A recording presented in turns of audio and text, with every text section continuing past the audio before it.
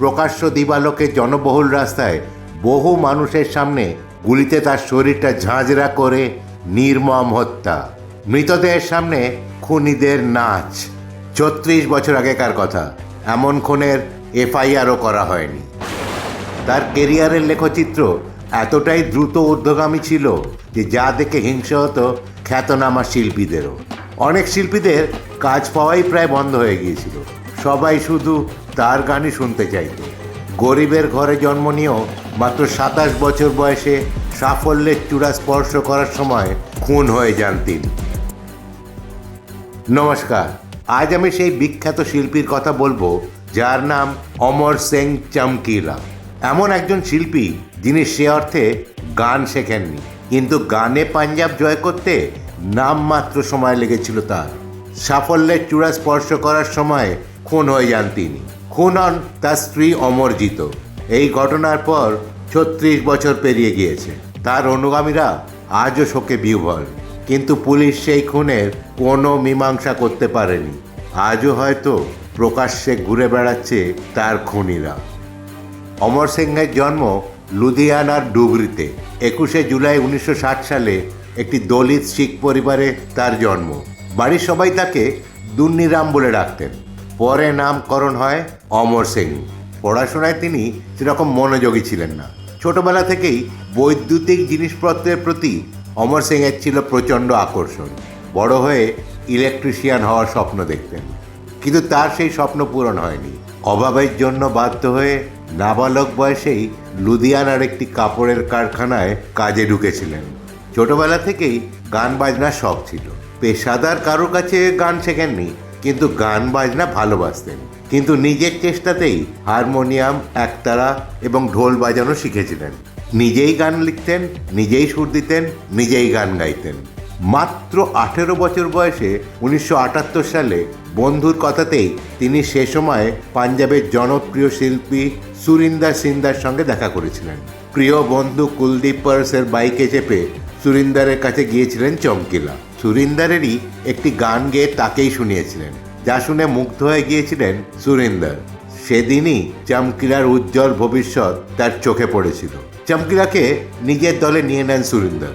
প্রথম সুরিন্দরের জন্য গান লিখতেন অমর সিং, কিন্তু পরিবর্তে যে টাকা পেতেন তা দিয়ে সংসার খরচ চলছিল না। এরপরেই তিনি নিজের আলাদা গানের দল বানাতে শুরু করেন। প্রথমে প্রিয় বন্ধু কুলদীপকে পাশে নিয়েই মঞ্চে গান গাইতে শুরু করেন তিনি। জনপ্রিয়তার শিখরে পৌঁছতে খুব বেশি সময় নেননি তিনি। শীঘ্রই নিজের পাকাপোক্ত গানের দলও বানিয়ে নেন। তিনি গান গাইতে শুরু করলে সারা মঞ্চ যেন ঝলমল করে উঠত। সেই কারণেই তার নামের সঙ্গে যুক্ত হয়ে যায় চমকিলা।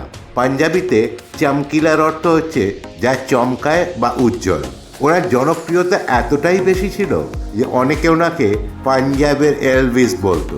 অমর সিং তখন একচ্ছত্র অধিপতি হয়ে উঠেছিলেন, তাই হয়তো অনেকের চক্ষুশূল হয়ে গিয়েছিলেন।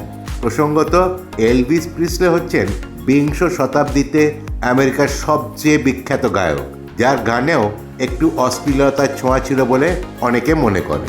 অমর সিং তখন বিবাহিত, তার ২ মেয়েও রয়েছে, কিন্তু মঞ্চে গান গাইতে গাইতে মন দিয়ে বসলেন তারই সহযোগী অমরজিৎ সিংকে।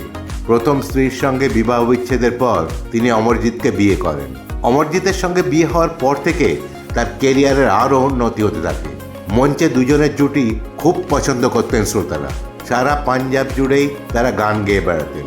১৯৮৮ সালের ৮ই মার্চ এরকমই একটা অনুষ্ঠানে যোগ দিতে স্ত্রী অমরজিৎকে নিয়ে পাঞ্জাবের মেহসামপুরে গিয়েছিলেন তিনি। গাড়িতে দলের বাকিরাও ছিলেন। দুপুর ২টো নাগাদ গাড়ি থেকে নামার মুহূর্তেই গুলিতে ঝাঁঝরা হয়ে যায় তার এবং অমরজিতের শরীর। মারা যান তার গানের দলের আরও ২জন। আহত হন তার দলের আরও কয়েকজন। মৃতদেহের সামনেই চলে খুনিদের নাচ। তারপর মৃতদেহের উপর একটি চিরকুট রেখে দেন খুনিরা। তাদের ওপর প্রকাশ্যেই হামলা চালিয়ে বাইকে চড়ে চলে যান খুনিরা। কিন্তু কেন খুন হতে হয়েছিল তাদের, এ নিয়ে নানা মত আছে। অনেকের মতে পরিবারের সম্মান রক্ষার্থেই এই খুন। অমরজিৎ ছিলেন উচ্চ শ্রেণীর আর অমর সিং নিচ শ্রেণীর, তাই অমরজিতের পরিবারই নাকি ভাড়া করা দুষ্কৃতী দিয়ে এই হামলা চালিয়েছিল। অমর সিং এর সঙ্গে অমরজিতের বিয়ে মেনে নেয়নি তার পরিবার।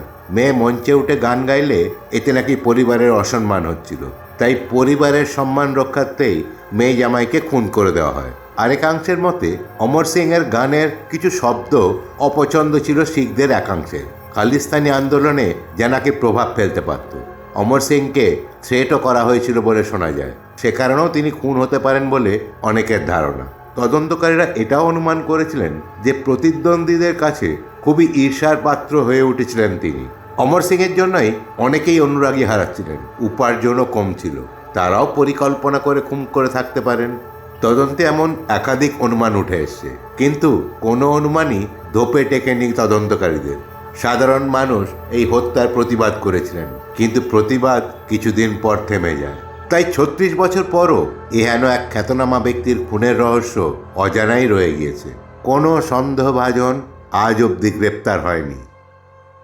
ভিডিওটা দেখার জন্য ধন্যবাদ। ভালো লাগলে প্লিজ সাবস্ক্রাইব, লাইক, অন্যদের সঙ্গে শেয়ার করবেন। ভালো থাকবেন, সুস্থ থাকবেন।